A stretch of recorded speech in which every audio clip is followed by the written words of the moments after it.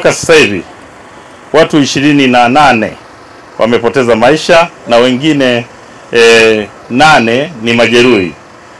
Na katika ajali hii hawa majeruhi 8 wako hospitali teule ya Ifisi na maiti 28 ziko pia katika hospitali hiyo kwenye chumba cha maiti pale hospitali ya Ifisi.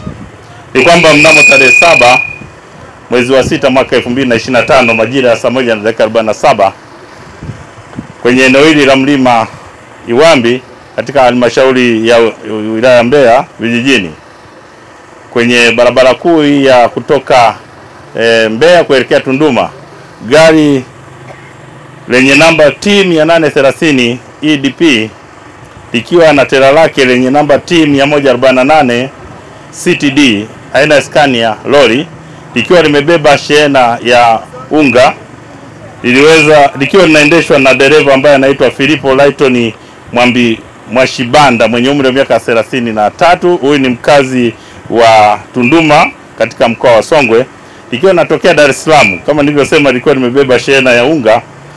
Liliweza kufika katika maeneo haya na kugonga kwanza magari mawili. Gari mojawapo ni T257 DVP aina ya Mitsubishi Rosa iliyokuwa na abiria, ambayo sasa ndio humo tumepata majeruhi pamoja na vifo.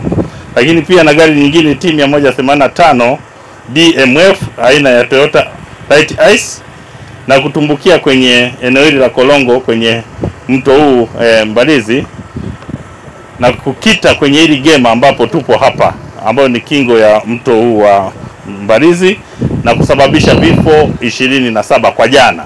Lakini baada ya kuchukua wale majeruhi, basi leo asubuhi tumepata tena taarifa kwamba majeruhi mmoja ameongezeka, na ndio maana nasema vifo vimefikia 28.